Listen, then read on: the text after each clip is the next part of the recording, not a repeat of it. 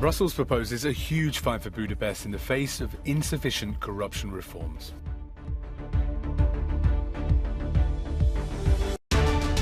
Ukrainian President Volodymyr Zelensky urged the UN Security Council to condemn Russia's continuous bombardment of civilian infrastructure. Russia's State Duma unanimously votes through a bill expanding restrictions on what they call gay propaganda to both adults and minors. Kosovo and Serbia reached an agreement which both countries hope could lead to a permanent solution over a row concerning the issuance of car license plates. Beijing braces as parts of the capital go back into lockdown amid soaring COVID-19 cases, following violent clashes at a sealed iPhone factory earlier this week. The European Commission is taking a hard line against the government of Viktor Orban, insisting on a massive cut of 20% to its EU funds over the next 7 years, equal to 7.5 billion euros. Brussels thinks that the 17 measures proposed by Hungary to tackle corruption are insufficient, and Budapest must do more if the money to be released.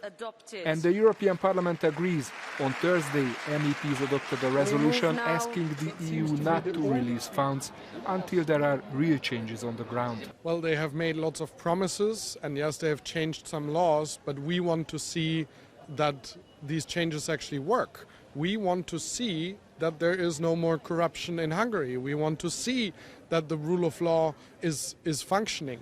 And yes, there are some signals in the right direction from the Hungarian government, but our assessment in the parliament is that we are very far from having the 17 measures fully implemented. Viktor Orban's government has been criticized for democratic backsliding and systemic corruption for years now. As a result, the EU triggered the so-called rule of law mechanism against Hungary this year, the first time it's ever been used. This legal tool enables Brussels to suspend European funds. Hungary said with a series of new anti-corruption measures and with the overhaul of public tendering, they have met the European Commission's demands. And the Hungarian Minister for EU Funds says Budapest will not lose a single cent. What is important for us is that they talk about suspension. They are not taking away this money from us. In light of us delivering on our commitments, we could have the funds. When we made our commitments, we also presented a timeline about how we deliver. This was approved by the Commission, and they know very well that for this deadline on the 24th of November, we cannot deliver on everything.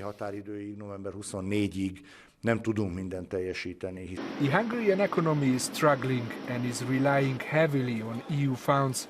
The EU member states will now decide on any punitive measures against Hungary in early December.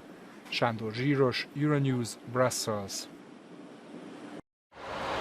Ukrainian President Volodymyr Zelensky has called on the UN Security Council to pressure Russia into ceasing its airstrikes targeting his country's critical infrastructure. It follows Russia's latest attack on Ukraine's battered energy grid, robbing millions of power and water. Civilians have also died in these missile strikes. Volodymyr Zelensky urged the Council to back a resolution condemning any form of energy terror, but with Russia's veto, it is unlikely to prove effective. I give the floor to the representative of... Енергетичний терор – це аналог застосування зброї. Energy terror is comparable to the use of weapons of mass destruction when we have the temperature below zero and scores of millions of people without energy supplies, without heating, without water. This is an obvious crime against humanity. Без води. Це очевидний злочин проти людяності.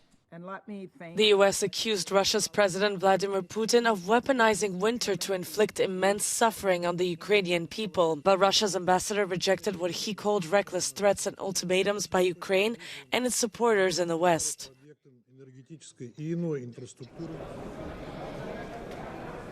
Meanwhile, the EU's parliament has responded to the plight of Ukrainians. Its president, Roberta Metsola, has launched a Generators of Hope initiative. The campaign calls on European cities to donate power generators and transformers to help Ukrainians get through the harsh winter ahead. Ukrainian officials believe Vladimir Putin is hoping the misery of power cuts and unheated and unlit homes will lower support for continuing the war. The Russian Duma has voted unanimously to tighten already strict restrictions on the LGBT+ community. The bill bars the promotion of what it calls gay propaganda to both minors and adults. That would include materials that discuss same-sex relationships or transgender issues. The Speaker of Parliament says it's part of a fight against Western ideas. This is the best answer to US Secretary of State Blinken. Do not impose alien values on us. You destroyed yours, and we'll see how it all ends. Definitely it's Sodom, and that's the only word for it. And the US has become the center for Sodom in the world. Let the Americans live there, but don't bother us.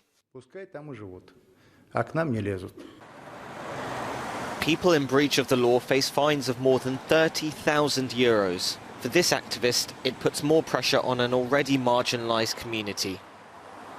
If we cannot talk about ourselves, about our work, we cannot talk about what kind of help we provide. People cannot find out about it. Some may not even think about it. That such assistance is possible after the adoption of these laws. Western countries have long deplored what they see as Russia's oppression of the LGBT+ community. In a gesture of solidarity and protest, the US and UK embassies in Moscow have previously flown rainbow flags alongside their own. A tentative agreement between Serbia and Kosovo, brokered by the EU, has been made over the number plate dispute between the two countries. Serbia will stop issuing car license plates with Kosovo cities' denominations. In return, Pristina will cease further actions on the re-registration of vehicles. The parties understand that all past dialogue agreements must be implemented. I will invite the parties in the coming days to discuss the next steps. I would like to point out that we also agreed that in case of obstruction by either party, the EU facilitator may terminate the process. Pristina's banning of Serbian plates angered ethnic Serbs in the north of the country, who are fully supported by Belgrade. The most important thing for us is that negotiations are ongoing. KM plates still remain. People who have KM plates, around 7,000 of them on the territory of Kosovo and Metohija, can continue to drive these cars without interference or fines. Meanwhile, on the Kosovar side, there is also hope that a final agreement can be reached. The issue should be considered seriously if we want to do our job. And the issue is the final proposal and agreement. It's not the time for small technical steps, but for a final solution, and I am fully committed to that. This issue has already caused multiple flare-ups between the two sides this year. In a region with a troubled past, where identity is everything, even small symbols such as car license plates can disturb the fragile peace. Millions of people in China are once again under collective quarantine as the country faces the new surge of the COVID-19 virus. In Beijing, workers in protective suits have installed metal barriers in some neighbourhoods where coronavirus cases have been detected. People can only go out to buy food or receive medical treatment, and to do so they must scan their health QR codes. In the industrial city of Changzhou, 6.6 million residents have been ordered to stay indoors for 5 days until COVID cases subside. Nerves are on edge following clashes between workers and law enforcement at the world's largest iPhone factory.